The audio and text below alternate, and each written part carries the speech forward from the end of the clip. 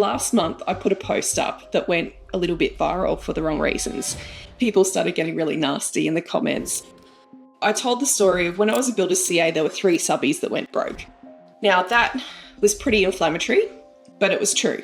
That's what happened. For me, it didn't feel right in those moments, and that's why I still think about them today and I post them on social media so you can know that they happened. But how do you think a staffer who's just neutral, or even worse, a staffer who has been working for a big shiny builder for 20 years, they get these egos or this power trip? Stop and think for a second. Who are you relying on in the contract chain to save your bum? Or are you taking radical accountability for the way that you're going about your own subcontracting business?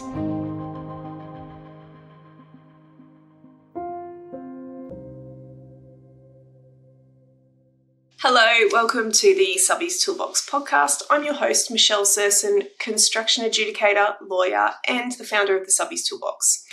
Today on my podcast, I want to tell you why I got trolled last month on social media for telling the truth about something I did when I was a builder's CA.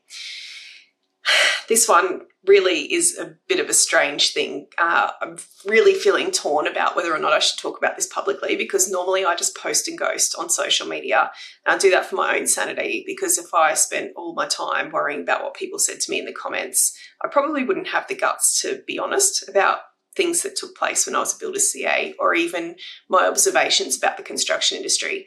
So for those of you who have been following me for a while, you'll know that on my LinkedIn, even on my Facebook page, and previously with our Tricks of Your Trade podcast, I've been brutally honest with things that have gone on. I've interviewed people who used to be subcontractors of ours who went broke, and have talked to many industry professionals around the industry who have different views on some of the political things that happen and the cultural things that happen in the construction industry. But I do write those posts myself, so we don't use AI to write my posts, and you'll recognise the posts because they are usually a construction site photograph with a bit of a blurb about whatever it is that I'm talking about that day. Now, these so rarely go viral, and if they do go viral, it's usually because of something positive. But last month I put a post up that went a little bit viral for the wrong reasons. And I think I'm guilty of assuming that a lot of you know who I am and what my background is. So I don't need to contextualize the comments that I'm making. And the reason I started talking about this topic, which was things that I did when I was a builder's CA that led to subbies going broke, was to build an awareness about the decision tree that a staffer has inside a building company and how much authority they may or may not have to get you paid, how much authority they may or may not have to sign you up for ridiculously low prices, even if they know that you're underpricing, and why they would go down that path of doing something. So I'm going to share the post with you just so that you can understand exactly what I'm talking about. This is it on Facebook, but I did have it on other socials as well.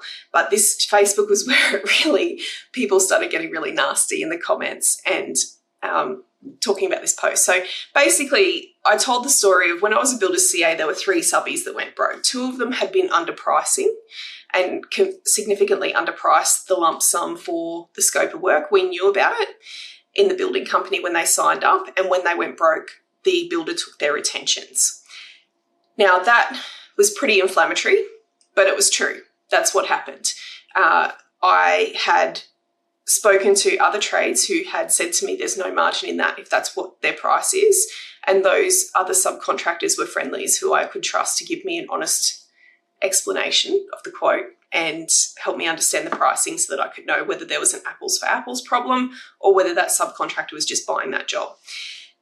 The other subcontractor was a little bit more convoluted, and it was actually a mistake that I made as a staffer that led to that subbie going broke.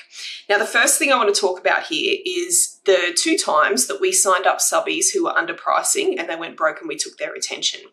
It actually is worse than what I wrote on here, because the commercial manager in one of those scenarios said to me, sign him up and make sure you get a director's guarantee from him so that if he goes broke, we can come after him personally.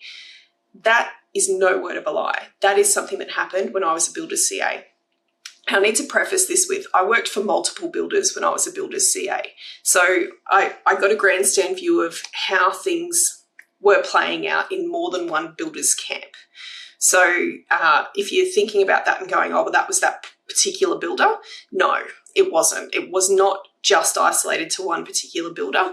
And I can tell you from experience from working with other consultants in the industry now who are ex-builders camp, that they have had similar situations take place as well that they have seen play out.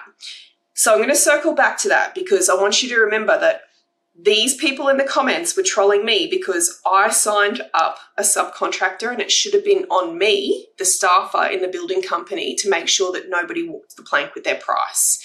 So just park that thought for a moment if you're listening to this, and I'll come back and answer that in a second. But the second part of this post was actually really, this genuinely happened. And everyone in the comments was saying, I call BS on this. There's no way this happened. I'm like, yeah, it did happen. And this is a grandstand view of why you should not trust the staffer in the building company. So when I was a builder CA, I was really green. I had been client-side project managing. I didn't understand what each trade did and how to break up trade packages. And so I was quite closely supervised in my role when I was a builder CA, at least in the first 5 years that I was a builder CA. Now, later on, when I was builder CA for some other builders, I had a little bit more autonomy, but I wasn't really genuinely working in a CA role where I was letting trades. We were still engaging trades, but a lot of it was crisis contract admin that I was involved in. So in this particular instance, this is a little bit of a utopia story where I was working in a regional town. Everybody was very close and knew everyone. And everybody had good bloke relationships. So the whole construction industry worked on good bloke relationships. Now, I'm going back 12 to 15 years. So this is a little bit of time has passed since this took place. We had a regional job and I had not been out to site for some time. I knew vaguely where the job was up to because of the site manager and things like that, but I was still letting trades at this back end of this project, and it was a staged townhouse development, so there's more than one stage involved in the project. Now, what happened was I was a justice of the peace, and my commercial manager was very big on making sure the subbies knew how much they were getting paid so that nobody was worried whether or not they were getting paid. So we were really upfront with that, and we had this routine of bringing in the subbies on claim day, and I would witness their statutory declaration, and then we would fax it off to the big head office in the sky and make sure that they made the pay run in time. So we worked really hard to make sure our subbies were getting paid, and this particular subbie was on 2 claims per month, 14-day payments, so bi-monthly claims we called it back then. And we got all the way to 95% of this guy's contract sum before I worked out that they had not even started the driveways yet of this townhouse development. And I said to his wife, hey, we're not going to be able to pay you any more claims now until you guys are finished because we've already paid you 95% of your contract sum and you still have all the driveways to do. She panicked, got her husband and came back into the office the next day. And he was like, how have you been working out these claims? And she says, well, I've just been working out what our cost of wages was for our workers and then putting some money on top for us every fortnight and then just putting that in. So he had not actually been tracking the progress of the job over a period of time. Now, in my post, what I explained was that concreter was pretty real with us. He just said, look, I'm not going to be able to finish and we're going to go broke over this. Like, this will send us broke. We as the builder, we couldn't fix that problem for them. We couldn't just keep paying them until they finished. That was not within our authority or our control. We did have some retention on them that we needed to pay somebody else to finish that job, and that concreter did go broke and he ended up getting a divorce. So it was really devastating from a relationships perspective, and I want to emphasize here that I think those relationships were real. I don't think they were fabricated or, nobody was being fake for the sake of getting discounts or anything like that. That genuinely took place. Now, I put at the bottom of my post, and this was really what I was emphasizing, is like the point of this story is that no matter how good your relationships or your payment terms are, if you're not tracking your job costings across the life of your project, there is no way that you are going to actually come through at the end of the job, because you will work for longer than you will receive revenue. You'll basically go broke because you're not in control of your own financial destiny there. The second thing that I had said in that post was that my commercial manager was asleep at the wheel, because here I was, a snotty-nosed green CA who was just signing off on progress claims in this beautiful relationships utopia, going, yes, I'll get you paid, I'll be your hero. And then it didn't appear on job cost reports at the end of the month that we had already paid that guy almost 95% of the contract sum, and they were nowhere near complete that. So they weren't actually looking at the progress of each trade's contract sum completion on a monthly basis. So again, not actually tracking those financials. And the third lesson that I had put in that post was that nobody thanked me for that. So here I was putting myself out on a limb, certifying people's stat decks to try and help them get paid, making sure everybody was friends and the relationship was strong. And I had genuine good intentions to make sure that the subcontractors were being paid. And when that guy went broke, no one thanked me for that. And I didn't expect to be thanked. I was mortified. I'd made a huge mistake.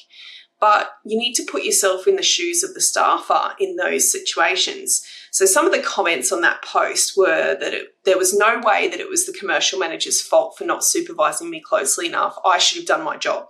That was one of the comments. Quite a few of the other comments were saying, I call BS on this. There's no way this story is true. Builders just would not pay that well throughout the course of a project. There's no way that they would do it without asking for a breakup. Well, guess what? It's true. It is 100% true. And I have no way of proving that to you, but genuinely, I just think it's amusing and concerning that the industry thinks that I'm fibbing about this story, rather than looking at it and going, yeah, you probably shouldn't trust a staffer inside a building company with your financial future. If you're trusting the staffer, that is the person in the mix. If you look at, I've got a subcontractor, I've got a builder, and then I've got a staffer. Who has the radical accountability for the actual commercial outcome for the transaction that you're entering into? And just circling back as well to the comments that people are saying how it was my fault that we signed up those subbies who were underpricing, that I had the moral responsibility to call out the underpricing of the subcontractor who knew that they were buying jobs and tell them that they should not be pricing that low, that they should be increasing their quotes. Said no builder's CA ever. On what planet is a builder's CA going to go back and say, hey, you've underpriced? First of all, the apples for apples comparison that is required for somebody who knows 5% of your trade to work out whether or not you've underpriced something is not realistic at all. It's not realistic. But even further complicating things is where you're packaging and hiding your margin in your quotes with your trade breakup. So even if you had the most comprehensive quote, to go and compare that to your competitor's quote and work out where you're underpricing would be very difficult. And we don't live in a world, in Australia at least, where a quantity surveyor is reviewing your quotes and then doing a comparison industry standard or Rawlinson's quote assessment to make sure that you haven't underpriced. If you are in business and you are a subcontractor and you are underpricing quotes, it is your responsibility to make sure that you're buying a job for a good reason. If you're going to go and buy a job, and that is the commercial reality of the way the industry works, builders do it all the time. Builders are constantly bidding at negative margins to buy jobs, to keep their overheads busy, to keep their staff employed. That being their minimum viable price is solving a problem. It doesn't mean they're insolvent overall if they're buying a job. They might have 6 very profitable jobs, but buy one to secure the revenue for overheads for the 6-month period leading in. It's a commercial reality for what subcontractors are doing as well.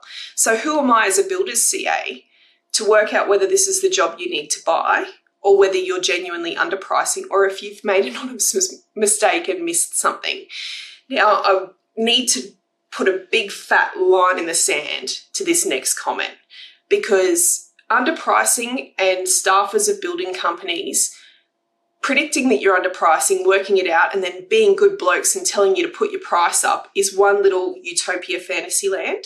It is not lost on me that there are a bunch of builders CAs out there who are talking subcontractors into speccing out different inclusions or down-speccing particular materials that are going to be supplied.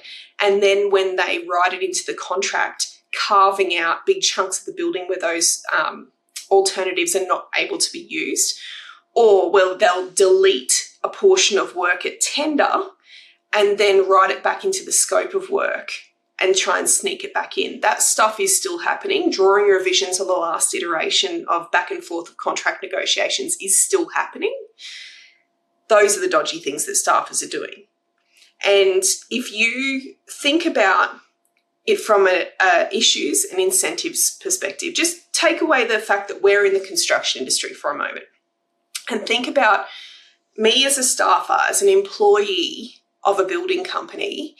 What are the things that I care about? I care about making budget, getting promoted, not having egg on face if things go pear-shaped. I also don't want too much work on my plate. So if you're making things painful for me to be able to complete work, or having really long protracted departure schedules, or if sometimes what I could care about as a builder's CA would be that I don't really understand your quote and I just need to get this signed up and I'm too embarrassed to ask you what something means about what's included. So you need to think in terms of you actually have a human being with human interests that you're putting all the responsibility on for saving you from underpricing or misquoting something. So it does sound like I'm getting pretty defensive about this, but those were the shoes that I was walking in when I was a builder's CA. I was trying to look out for myself. I had a mortgage of my own. If I got in trouble with my boss or lost my job, there were not many other builders that I could work for at the time. And it took me a long time to climb the ladder enough to get even just basic pay rises in that industry.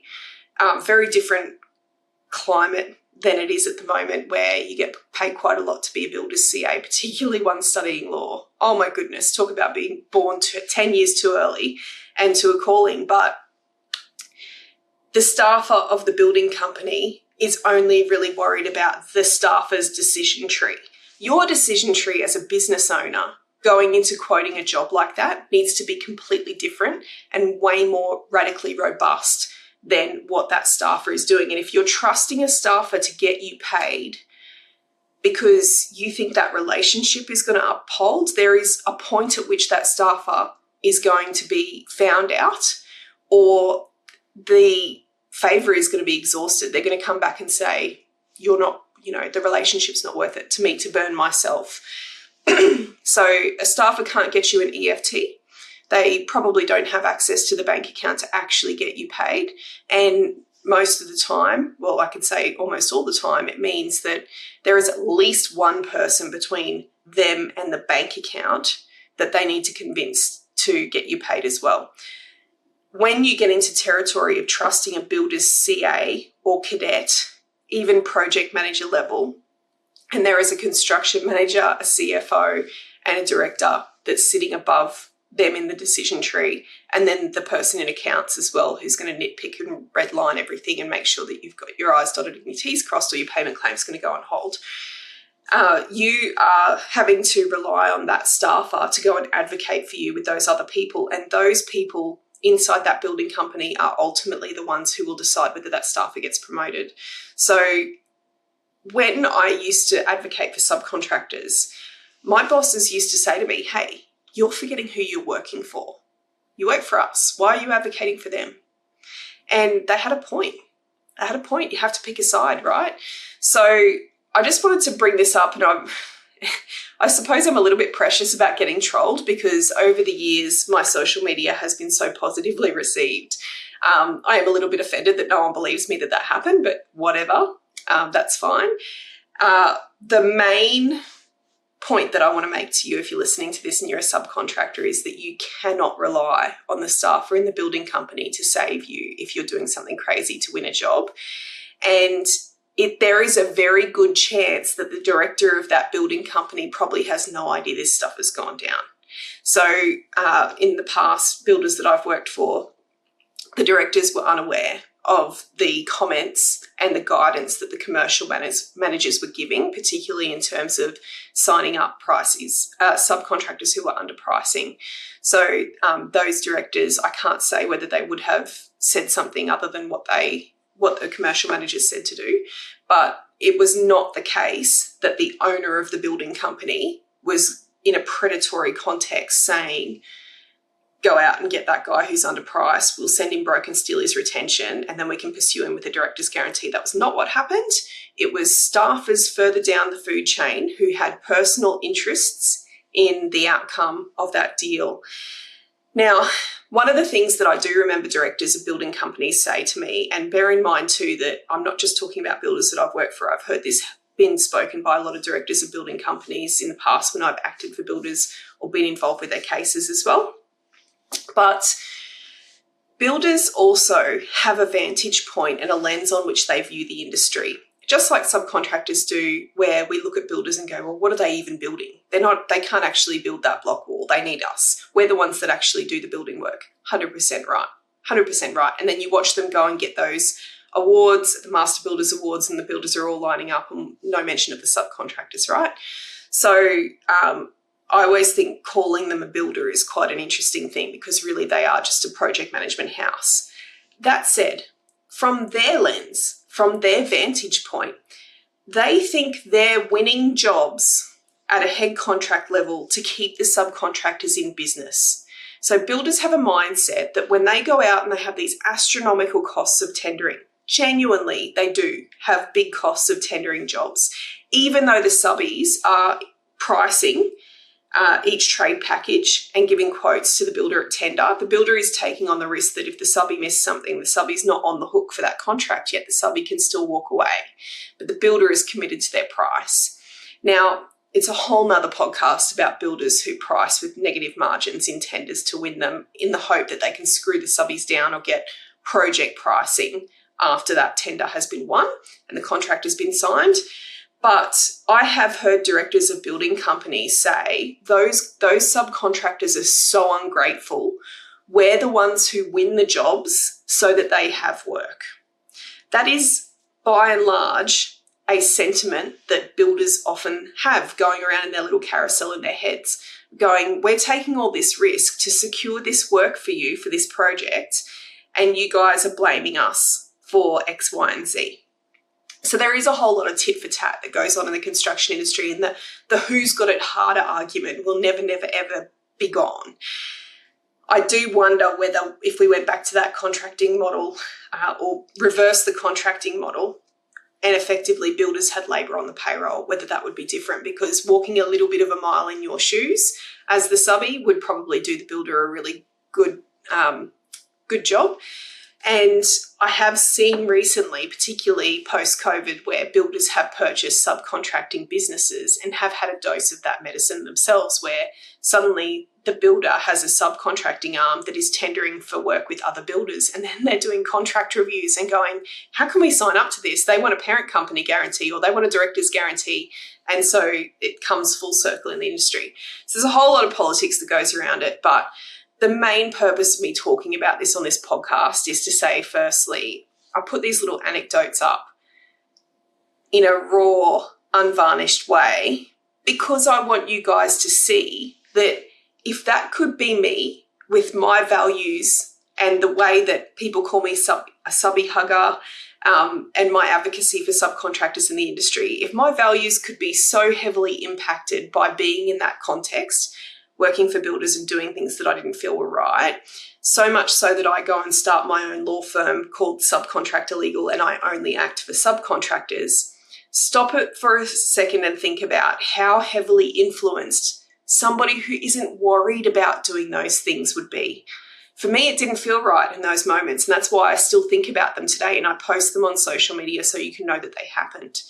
But how do you think a staffer who's just neutral, or even worse, a staffer who has been working for a big shiny builder for 20 years, who wears that builder's logo on their chest as if it's tied to their own personal identity. And that's where they get their confidence from, and their career satisfaction is that they are X, Y, and Z person for ABC Builder. Big shiny builder syndrome is a major issue, and it comes out in staffers where they get these egos or this power trip, and it's all monopoly money. It is all monopoly money. So if you're relying on the person who's playing with monopoly money to save you from the bad business transaction, I would call BS on that and say maybe we need some radical accountability there, because yes, when I was a builder CA, I made mistakes. I made a lot of mistakes. In fact, I have clients now who still remind me about the things that I put in their scope of work that I genuinely mucked up that cost them money. And it pains me to have those memories, but nobody in any industry is perfect. And that's why when you are entering into commercial transactions, you intimately understanding your process, your minimum viable price, where you're at in the market with your competitors, and the reason that your price is that price for that project, that's all on you.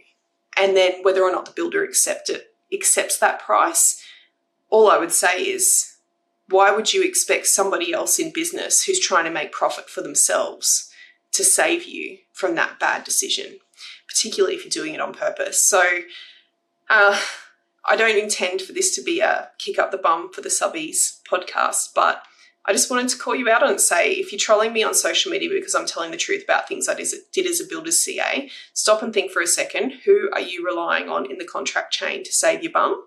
Or are you taking radical accountability for the way that you're going about your own procedures and systems in your own subcontracting business? And on that note, I'm going to take off. Thanks for sticking with me to the end of my podcast today. If you could benefit from a community of values-aligned subcontractors to manage your builder's contract and get paid on time, head on over to www.subbiestoolbox.com.au and check out our Subbies Toolbox membership. The Subbies Toolbox is not just a library of templates and resources. The real magic happens amongst our community of members, where we provide a safe and moderated space to share commercial street smarts and lessons learned from everyday struggles that are unique to commercial subcontracting businesses. So until next week, stay safe and get paid.